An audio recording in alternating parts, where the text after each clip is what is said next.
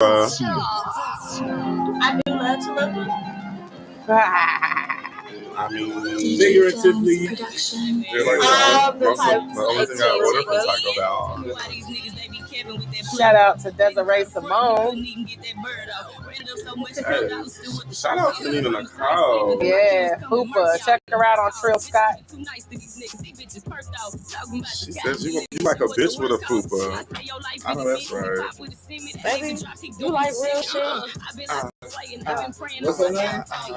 Nina Nicole. Moving with my hound dogs. Who is this? This is Desiree Simone. I ain't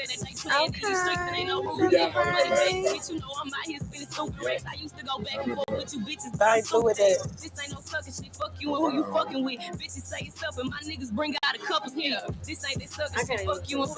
Okay, guys, we're back. It's your favorite host, Izzy Rich. That is so hilarious.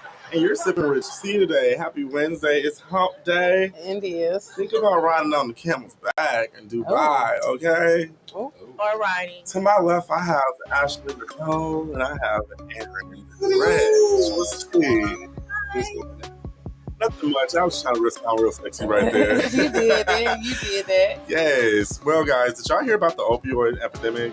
Well, it's been going on. Yes, it's been going on for the past 15 years. And a federal judge just ruled Walgreens, Walmart, CVS, and Walgreens must pay $650.6 million for the damages related to the opioid epidemic. As they should. Which, I mean, about damn time. Because y'all, Percocets, a lot of people like to take them. I don't understand why they became so popular. But that's heroin. It's an opioid, and it's addictive. That's good. And yes. Yeah, and you pop one, and then it's like your body becomes like addicted to that feeling. And so you keep wanting that opioid over and over and over, and it's damaging communities and people. Yes, it's the communities are being tore down. You get 19-year-olds like cracked out, basically. Yes. Perks. And then when they can't get the perk, then you're going to go to the heroin because it's the same thing. So now you just set them up for failure to be a drug addict. And when they're not getting their pills, they're relapsing. They're going cold turkey, hurting themselves mentally and physically with their body and their organs. And then they're doing things like fucking up their family relationships because now they're stealing, they're robbing, they're lying. You know, they're getting the drug addict qualities. And I think that's real fucked up. I have a family member who was shot in the hand, and he kept doing these pills for pain relief to the point where he got so fucking addicted, he would have an attitude when he couldn't get his pills, and they kept refilling them for him. He didn't even need them no more. You were perfectly fine. My auntie he had a fucking attitude. If you didn't know, he fucked up a lot of relationships and then got help. My auntie did that after she had a car accident. They were giving her pain pills for her spinal surgery, and so like she was getting all those different pain pills, and she had addiction to it. but she ended up getting addicted to it just like that though. And they kept having to give her some. Then she went and got a boob job, and after that, they were giving her like pain pills, and she kept like getting them like prescribed and like refilled over and over. So. Shout out to Brandon Kell. Thank you for tuning in. Hoorah from Nebraska. Hey, okay, Nebraska. I like that. That's on the map right there. That's what's up. So, do y'all remember that pastor that was allegedly robbed? Yes. Mid-day in the sermon. I hate him so much. He is so cocky and so annoying. Did you see his closet video? Oh, he's definitely an insurance man. And I love it. He's trying to pay $1 million right now. I hate it for him as a pastor. I would say that. But no, I like the luxuries of things and stuff. And when you do it the right way, like I like to buy like everything you love to buy. Like I don't care. I'm gonna buy the nicest, biggest, and you're gonna come and you're gonna hate it. You're gonna be like, what the fuck is he? Nah, I don't mind it being the nicest and the biggest. I have a problem with the fact that you use it from the church. Right. That's where I'm tripping. People that are impoverished. Right. Like your closet's nice. I love it. I know that's what I would love that closet. I love that. It's not what he's. But your tithes and offering is paying for this closet. Tithes. That's people's prayers and shit. I've always believed that the church is a business. It is a business. You have to have a business plan to start that. People are like stupid sheep for believing in that place and that person being so much more than they are when it's really like This is a business. This is a person promoting a service, and they're playing on your emotions, and you don't see the trickster in it. Then you're giving up your money on a constant basis because of tradition. And grandma and them told you to do it, and great grandma and them told you to do it. So these people taking advantage. Yeah, they taking advantage. Right. It's They're not in it for most of them. Not in it. So I don't feel bad for people who end up getting scandaled by the church because it's like, come on. No, I do feel bad for them because they only know what they've been taught. Tradition. And who was taught to them. Right. Learning not to question it. Like, you know what I'm saying? It overall. But you try not to question it. But however, you still have to question that person in front of you. You gotta question the person that's in front of you. Like, yeah, I totally agree. I mean, for me, it's like a half and half. I only feel bad when it's like for instance, if my Meemaw went to go every Sunday, she's gonna go get her tithes and offerings. She doesn't give a fuck. She doesn't care. It can be $100, it can be $300 or whatever. She's gonna do that because her mom used to do that. Her mom used to do that. That's all she knows.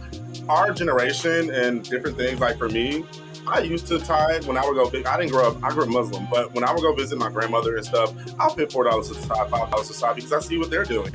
Do I agree with it? I mean, I don't personally. That's my own belief, and I don't have to go into deep discussion about it. But I'm just not about to do that. I'm gonna say this. But yeah, I think it's kind of like a scandal. I would feel bad if like that church did. Oh my gosh, they just got this new Range Rover. They just got this, and I'm like, damn, Meemaw, you paid for that. And so for me, I'm gonna say this.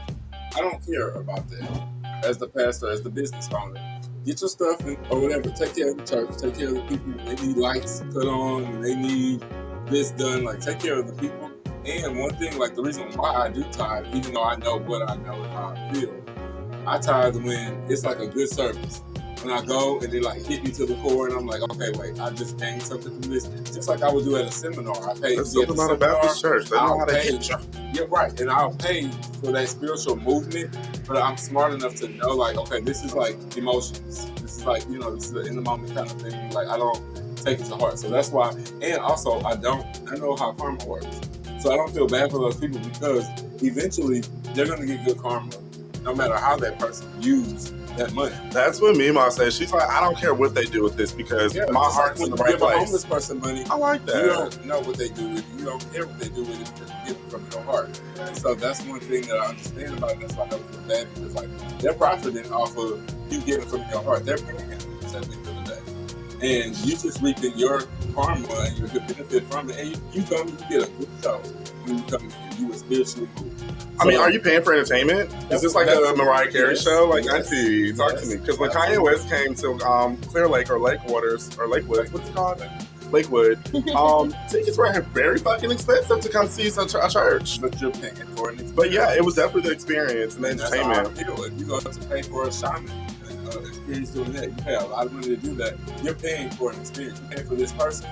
And you're hoping that they have enough knowledge to give you this great experience to actually give you, make you feel moved. Well, speaking of paying, this is the same person, Bishop Whitehead, who's offering $1 million to fight DL Hewley in a boxing match.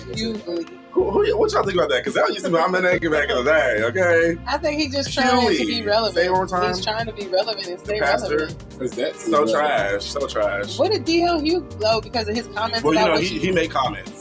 And he's going to speak his facts. He's DL Hughley. He does that. DL Hughley. Yeah. I can say it, guys. Yeah. Yes, but yeah, I think that's so funny. So what did he say? Do you know? Well, not in detail, but I just do know that you're just too cocky to even present $1 million as a bishop or as a pastor or as a representative in the Christian community. Trying to do this, is it for a cause where it's a foundation that you're about to take $1 million and give it to the families, or get some fucking breast milk and formula for these babies that don't have that? No, you're doing this for clout. You're doing this because you're trying to be relevant. And if you just lost $400,000, where's this $1 million coming from that you can just up and come again with? It's real cocky for me. Because I definitely help. Yeah, no, make your money. No. It's not even about the making the money. But yeah, he's trash to me. There's so many ways that you could take that and make money out of the community. Like off of donations. And definitely. But it's not done with the right motive in mind. So that's why it comes off just how it comes off. Well, with his motive, he'll come with your approach and see that you're trying to do good and be like, oh, nah, he's trying to do good. I'm going to take this money and do something bad with it. So you see me work with other pastors. seen how that happened. That's why I'm saying right now, dead that shit, because I don't walk backwards, because. But speaking of this too, y'all, have y'all seen? I laughed so fucking hard. There was a and I'm not trying to be rude when I say that. It was just funny to me that a lot of people. But did y'all see that Jesus shirt was displayed in a museum? And what? Jesus shirt, like his garb. Yeah, is that what his garb? with the V-cut garb. Yeah, the V-cut. That's what you wearing. Was it wool? I don't even know. Was it Rick Owens? It was giving Rick Owens. It was giving. But what I'm gonna say is, I'm gonna say this right here. They had it displayed in a glass, and they said, "This has been preserved. This is Jesus' shirt. It's been over 2,000 years or whatever." But the comments will really kill me because it said when they did something with Jesus, they took 4 soldiers took 4 different pieces of his shirt. So where did y'all find this shirt at? Piece it back together. And, it was the comments that was really throwing me off. But I just want to know y'all opinion on that. They literally deserve their more fucking than one shirt. baby. I mean, I'm pretty sure. I don't. I have more than one shirt. I have more than one shirt. That nigga has one shirt. No. I'm sure he has more than one shirt. No, but to me, I think that is hilarious because. Okay, so y'all know how I do it. I'm always challenge. I may just offended so many people, but it's okay. Just like with the Marilyn Monroe dress that Kim Kardashian supposedly messed up, and they had pictures of the original, and it didn't look like that one that they were showing from the museum. I feel like that's probably a replica.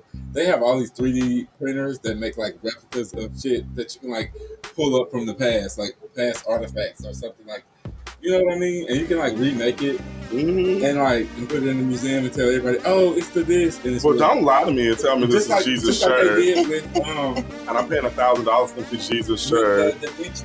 I know they found a lot of them Da Vinci paintings that were going in the whole museum. Oh yeah, they were fake. They were fake, and so it's been known. How? I just got beat up by the mic. It was on the But yeah, I don't understand people, because they know, once again, playing on people's emotions, they know that everybody's gonna go crazy, so we're gonna make a lot of money off this debut. Once we promote Jesus clothes, everybody's gonna go crazy. Just like the Michael Jackson shit that they were selling. Yeah. And it wasn't even real, but the millions of dollars went crazy about it, and those were replicas of the original. Because who would give up the original? Right. Well, I was saying that to say, what do you like? I just want to hear A and B. A is I believe that's Jesus' shirt, and B is I don't. So it's A or B for you. What you think? B is hell. B. B is hell. Business, the Better Business Bureau. I'm calling that museum. Right. No, I thought that was hilarious. But yeah, that was just crazy to me. But let's talk about Toronto. There was this construction worker in Toronto who was dangling from a crane 400 feet. Yes, 400 feet. What he was doing was double checking the things at the very bottom, and as he was checking, the person on the crane didn't know he was right there and didn't get the clearance or approval to say, hey, no one's over here. So that's a safety violation right there.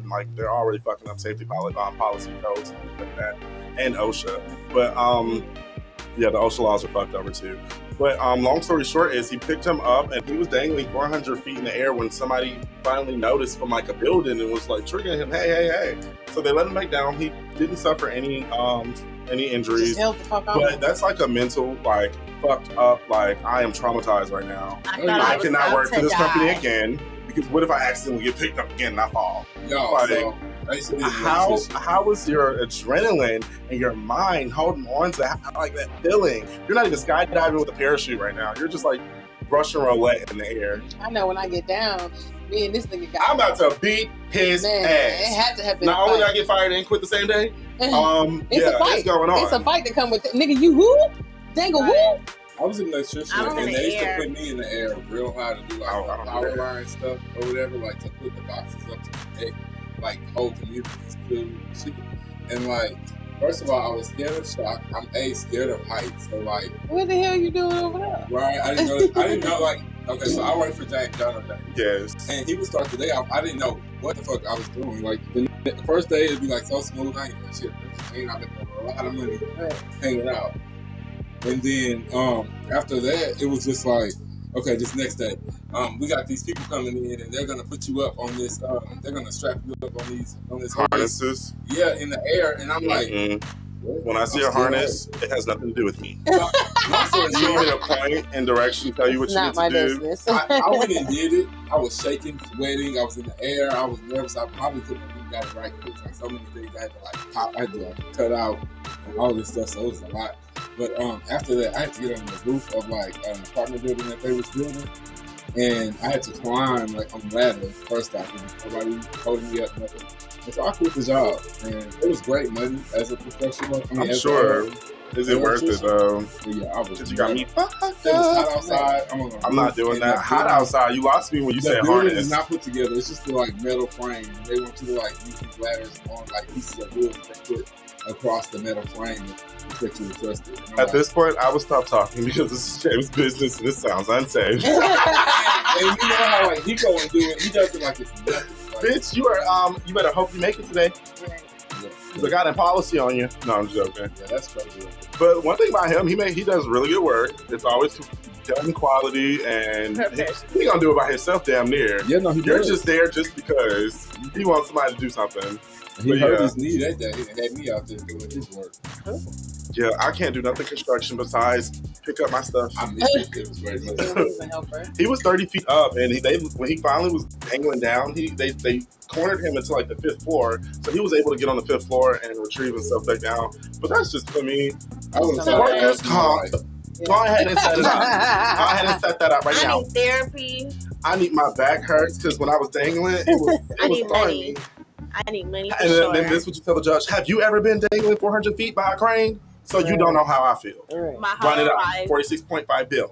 flashed before my eyes. I had a heart attack. But I'll settle out of court. And I feed myself. For 50 million. Right, I died and came back 4 times. Right. But I didn't let go. I held on even when I passed out. Yeah.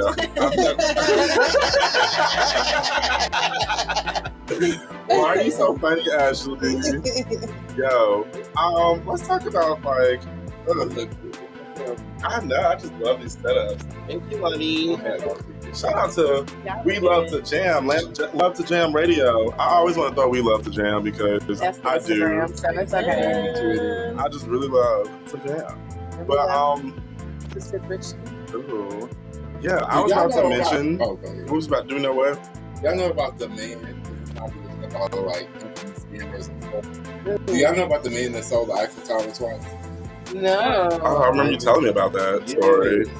Man, he sold the Eiffel Tower twice. How scandalous! Because I would have still visited. Yes, whoever owned it. Hey, Lustig. Musty. Lustig. Oh. Google him when y'all got time. I need to know. It's a musty nigga that done sold the Whoa, you got away with that? He got out of jail. They were just like starting a deal. I'm just gonna make the story short. He got out of jail, and then he was like staying at a hotel. He got a newspaper. He saw like how Paris was like losing a lot of money and they couldn't afford to maintain the Eiffel Tower. So he made a fake business and called a conference with all the like investors in the city and told them, hey, I have this business, we're gonna put it up, we're gonna make this next big thing, blah blah blah. And got all of them to give him like $1 million each. And like then he fled to the United States and he got busted the second time in Texas. Wow. He fled twice, and the only reason he got busted in Texas. People love coming to Texas. The only reason he got busted, though, Go your ass to Mexico. He got away with it twice. He got away after he played all of them, went back to Paris and played some new investors like years later, came back to Texas with all of that money. Then he started playing like the police officers by like, he had this box called the Romanian box, and he was supposed to like, he was bold as fuck. He was definitely a fan of Catch Me If You Can. I love that movie. He was Catch Me If I Can. He was supposed to print the money, like the box was supposed to print the money. So you put a bill in and they print as many as you wanted. No, he would allow them to say it would take 6 hours for the money to print out. So he would fill it up with like a bunch of like real money, and then sit there for 6 hours and like put their money in and like collect a lot of people. I wish I could have hooked him up with my mom. And then he'll pull it out and be like, oh yeah, it worked, blah blah blah. So when he started selling it to people, he sold it to a police officer. And that's how he got caught. And yeah, he got caught. Yeah, you don't fuck with the ops. I'm so sorry. Speaking of the ops, do you know that this child, or I would say teenage mother, she's in Louisiana, and because of the new abortion ban, she's being forced to deliver a baby that's diagnosed with no skull, medical condition. So the baby's going to be born without a skull. And I feel like, and that she's not even formed all the way. She did a what is it? She did a ultrasound, and that's when they discovered this condition. And because of the ban, she may have to deliver the baby, and I feel like that's already setting up this parent and that child for failure. And if she did decide to say, hey, I want to keep this child, or hey, I don't, she don't have that option.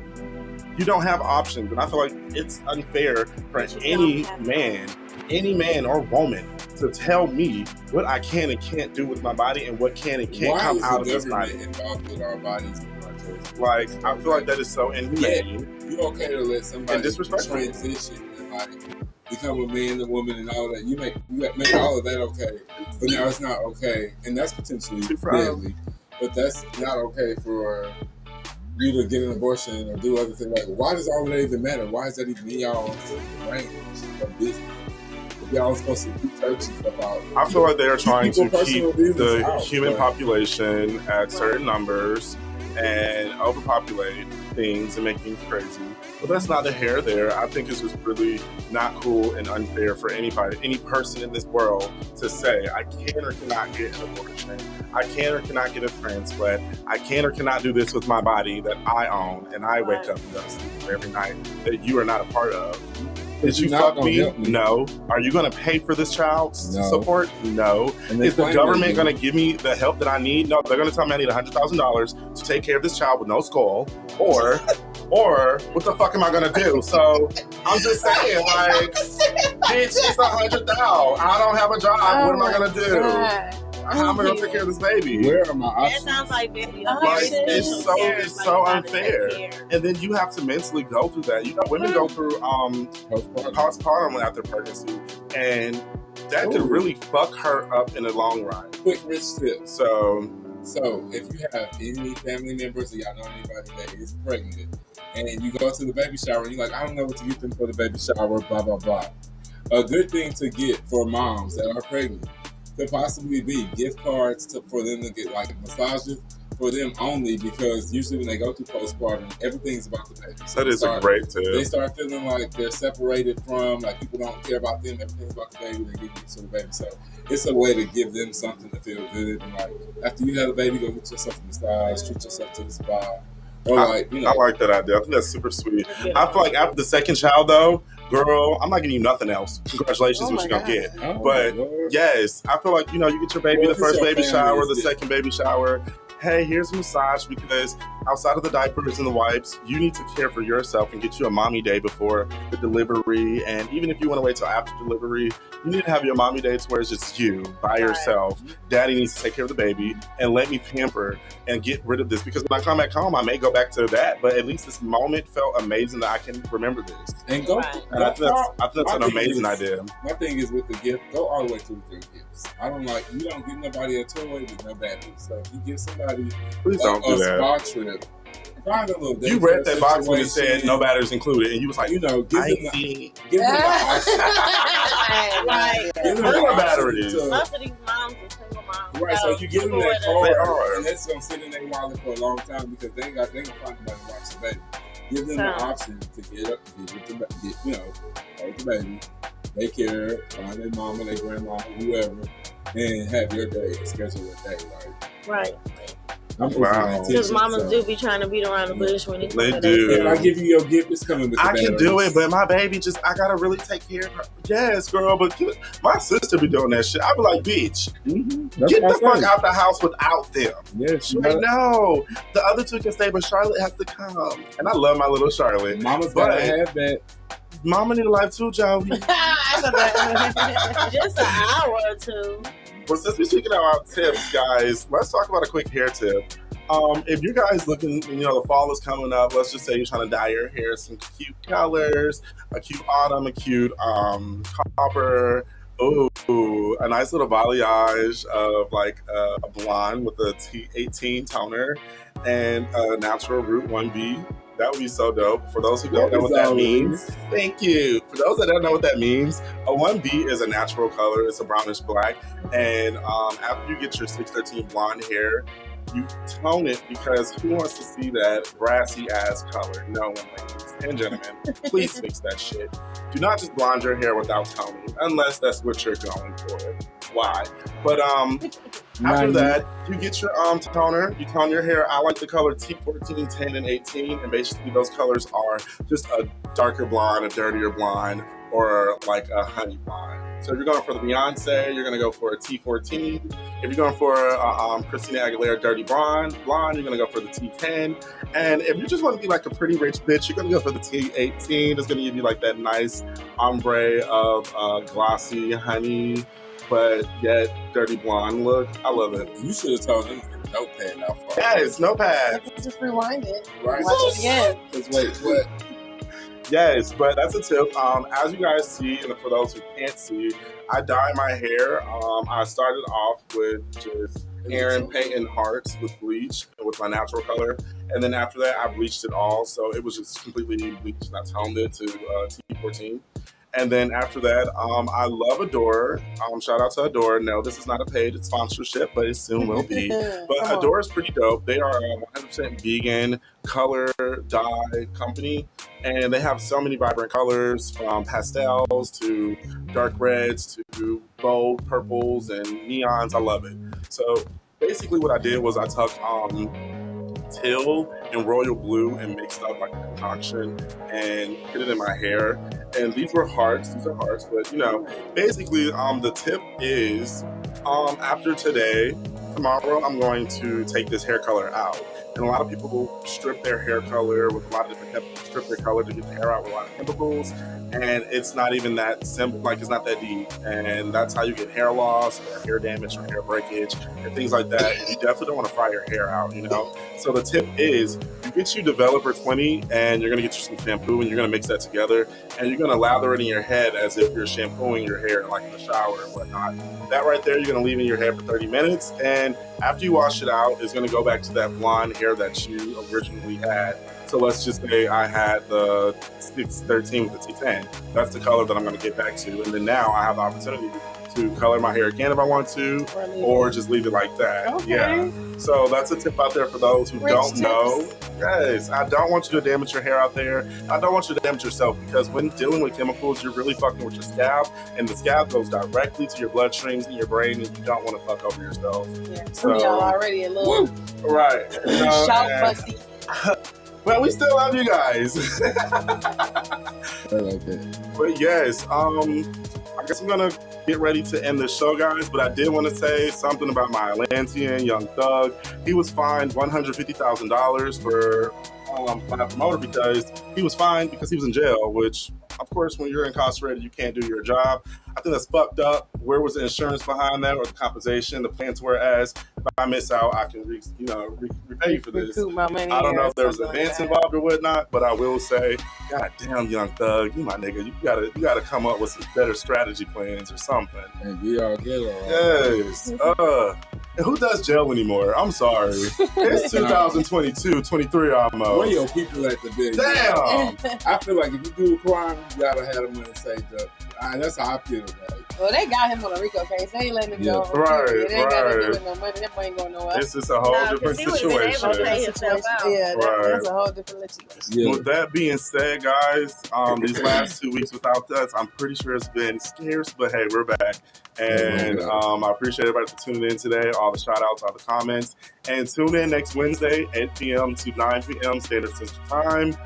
It's Izzy Rich, and have a blessed night, everybody. Bye. Bye.